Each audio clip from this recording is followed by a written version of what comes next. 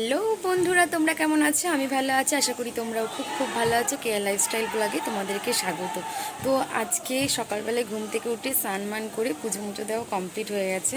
তো সকাল থেকে বাইরে একটু চেঁচামেচি হচ্ছে, যেহেতু বাইরে ফুটবল খেলা হচ্ছে।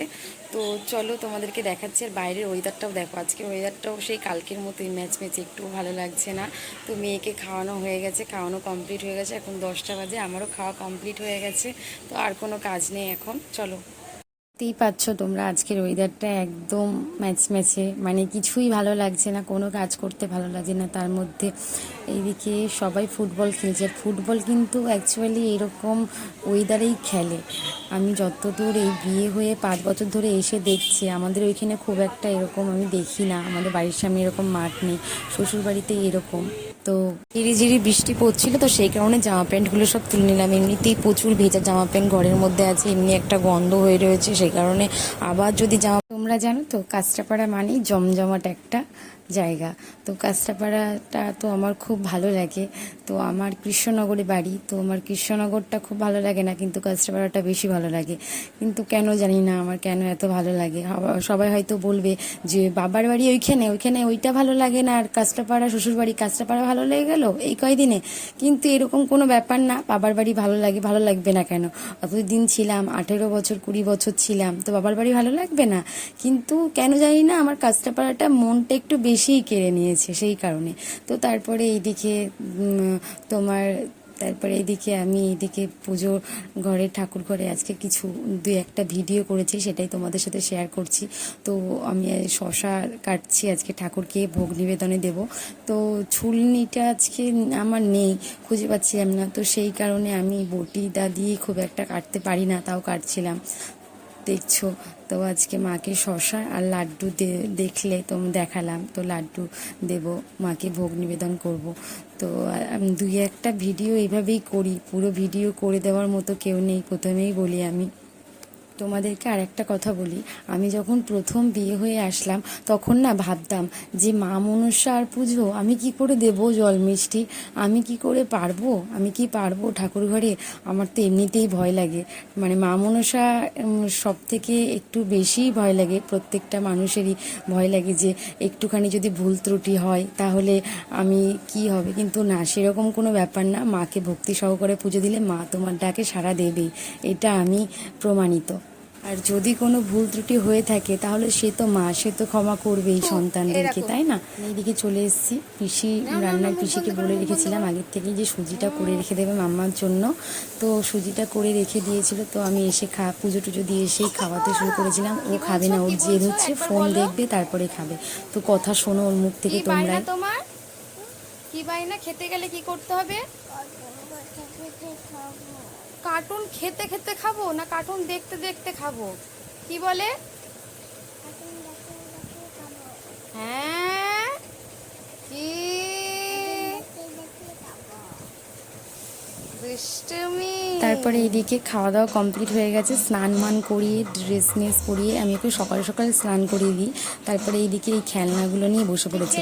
এই খেলনাগুলো কি জানো তো, আমাদের এইদিকে ঘরটা ভাঙা হয়েছে, তো সেই কারণে অনেকগুলো খেলনা পাওয়া গেছে। তো এরকম ঠাকমা এরকম কিনে রেখে দিত, তো এগুলো কিন্তু আগে মেলাতে খুব দেখা যেত সচরাচর, কিন্তু এখন খুব একটা দেখা যায় না।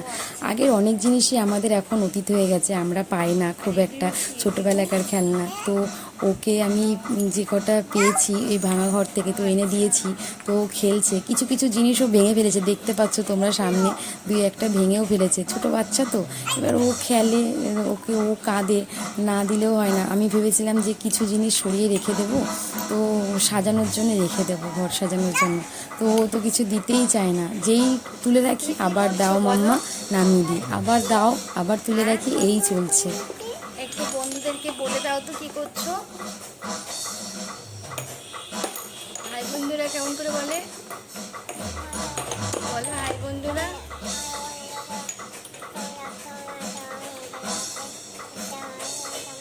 তারপর আজকে দুপুরের খাবারে ছিল কাঁকড়া। আজকে না দুপুর যখন হালকা বৃষ্টি পড়ছিল, আর সাথে ছিল আজকের মেনুতে কাঁকড়া তরকারি। তো দুপুরে যখন খাবার খাচ্ছিলাম তখন মনে পড়ে যায় কিছু পুরনো স্মৃতি। আমরা যখন দীঘায় যাই তখন এমনই হালকা মেঘলা ওয়েদার আর সাথে ঝিরিঝিরি বৃষ্টি ছিল। সেই দিন আর তখন মন্দারমণিতে বসে আমরা কাঁকড়া খাচ্ছিলাম সব বন্ধু বান্ধবীরা মিলে। কি সুন্দর দিনটা ছিল। তাই ভাবি আমাদের জীবনে এমন কিছু কিছু জিনিস দেখি যা পুরনো স্মৃতি মনে পড়ে যায়, বলো। তো তারপরে আমি এইদিকে দুপুরবেলা খাওয়া দাওয়ার পরে আমি না আজকে আর ঘুমাইনি। তো তারপরে আমি এই যে রিলস ভিডিও করছিলাম, তো এই সিলভার জুয়েলারিগুলো তো গুছাচ্ছিলাম। তো গুছাতে গুছাতে তোমাদের সাথে একটা শেয়ার করি, একটা টিপস শেয়ার করি। তো দেখো, এই যে যে সিলভারের যে জুয়েলারিগুলো আমরা পরি, তো তো অনেক সময় কালো কালো হয়ে যায়। তো দেখো আমার জুয়েলারিগুলো খুব একটা কালো হয় না, কেন বলো তো? আমি না এর মধ্যে আমি সিলভারের যে জুয়েলারিগুলোর মধ্যে না আমি পাউডার মিশিয়ে রেখে দিই। তো আমাকে একজন বলেছিল, তো সেই টিপসটা আমি ফলো করেছিলাম। তো তারপরে দেখছি না সত্যিই কাজ করে। তো আমি এইগুলো ওপরগুলোতে দিয়েছিলাম না, তখন আমি শুধু ওই লকেটটাতে দিয়েছিলাম। তো পাউডারটা দেওয়াতে লকেটটাতে তোমাদেরকে দেখাচ্ছি, লকেটটা এত সুন্দর চকচক করছে, তোমরা দেখো। তো তোমার এইগুলো দিইনি পাউডার, তখন আমি দেখছিলাম যে হয় কি না। তো তোমার দেখো লকেটটা চকচক করছে, আর এই দিকটা দেওয়া হয়নি পাউডারটা, সেই জন্য হচ্ছিল না। তো এইটা ব্ল্যাক ব্ল্যাক হয়ে রয়েছে। তা দেখো পাউডার দেওয়া আছে, পাউডারটা তো হালকা হালকা বুঝতে পারবে তোমরা। তো দেখো কি সুন্দর চকচক করে। তো সিলভার জুয়েলারিগুলো যদি আমরা এইভাবে পাউডার দিয়ে, যে কোনো পাউডার এইভাবে রেখে দিই পাউডার দিয়ে, তো এরকম তুলোর বাক্সর মধ্যে করে আমি রেখেছি। তো আমি এইগুলো রেখেছি টেডি বিয়ারের যেসব পেছনে যেসব তুলোগুলো হয় না, তো সেইগুলো থেকেই আমি নিয়ে এইগুলো এরকমভাবে রেখে আমার জুয়েলারিগুলো আমি এইভাবে রেখে দিই। তো সংরক্ষণ করে রেখে দিই। তো তোমার পরে আমি এই যে পাউডার এইভাবে হাত দিয়ে মুছে এরকম লাগিয়ে রেখে দিই। তো 4-5 দিন পর, সেই দিনকেই ডললেই হবে না, 4-5 দিন রেখে দেওয়ার পরে তারপরে একটুখানি হালকা ব্রাশ দিয়ে মুছে নিলেই দেখবে পুরো সিলভারের যত জুয়েলারিগুলো হয় না অত মানে ব্ল্যাক টাইপের দেখাবে না, সিলভারের মতোই দেখাবে, চকচক করে। তো আমার এই টিপসটা তোমরা ফলো করো, বেশ ভালোই লাগবে। তো সিলভারের জুয়েলারিগুলো এইভাবে আমরা কিন্তু রেখে দিতে পারি, বছরের পর বছর পরতে পারি। কেননা না হলে কিন্তু কালো কালো হয়ে যায়, আমরা বেশি দিন ধরে পরতেও পারি না, ইউজ করতে পারি না। তারপরে এইভাবে আমি রেখে দিই। তারপরে সন্ধ্যা দিয়ে তারপরে বলো তো কে এসেছে আমাদের বাড়িতে? যে ভাইরা আমাদের বাড়িতে আসছে। তো পুটু সোনার তো খুব আনন্দ শুনে, কেননা বাড়িতে যদি একটা অতিথি আসে তাহলে তো সবারই ভালো লাগবে না। তো আমাদের পুটু সোনাও ছোট, অত বড় নয়, কিন্তু এই যে ওকে দেখলেও না আমার সেই মেয়ের ছোটবেলাকার দিনগুলোই মনে পড়ে যায়। তো বুকলি হাসছে।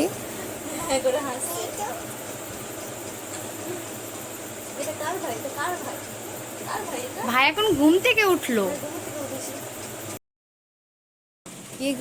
হচ্ছে গিয়ে পুটু সোনা এইদিকে ভাইয়ের সাথে খেলছিল, তারপরে আমি এইদিকে বললাম একটু বসো, তো তারপরে বসলো। তারপরে আমি এদিকে চা করতে চলে আসলাম। তো চা নিয়ে নিলাম, চা আর বিস্কুট দিয়ে দিলাম খেতে, দুধ চা করেছিলাম। আর চা করা কমপ্লিট হয়ে গেছে। সত্যি কথা বলতে কি বলতো, সন্ধেবেলায় অতিথি আসেন একটু বেশিই ভালো লাগে, খাওয়ার দাওয়ারও থাকে সঙ্গে, আবার আড্ডাও থাকে, আবার অনেক রকমের গল্প করা যায়। আমরা খেয়ে নিলাম একটু ফিশ ফিঙ্গার আর চিকেন পকোড়া, আর সাথে তোমার হচ্ছে গা সসের নিয়েছিলাম। আর এই সসের বাটিগুলো না আমি মেলা থেকে কিনেছিলাম, খুব সুন্দর এই বাটিগুলো। তো এই বাটিগুলো প্রথমে আমি একটা আমার দিদির বাড়িতে দেখেছিলাম, তো দেখার পরেই আমি কিনেছিলাম। তো তারপরে এইদিকে ঘুম থেকে উঠে গুটলিটা হাসছে, দেখো কি সুন্দর।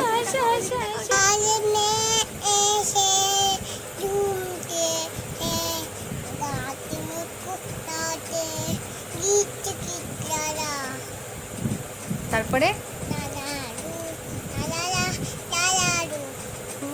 এদিকে ওই ভাইরা বাড়ি চলে গেল। তো তারপরে এদিকে পুটু সোনার বাবা এদিকে নাইট ডিউটি আছে, তো ডিউটি যাবে। তো এদিকে বলছে বাবা আমি তোমার সাথেও আমি নাইট ডিউটি যাব।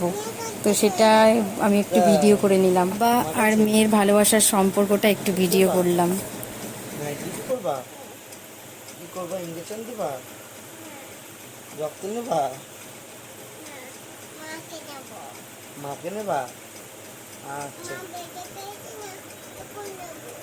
মা ব্যথা পেয়েছে? মা ব্যথা পেলে তখন ইঞ্জেকশন দেব। মা ব্যথা পেলে তখন ইঞ্জেকশন দেবা। ও তো আজকের ব্লগটা এতটুকুই থাকলো। তো আবার নেক্সট কোনো ব্লগে তোমাদের সাথে খুব তাড়াতাড়ি দেখা হচ্ছে। ততদিনে সুস্থ থাকবেন, ভালো থাকবেন। Bye bye.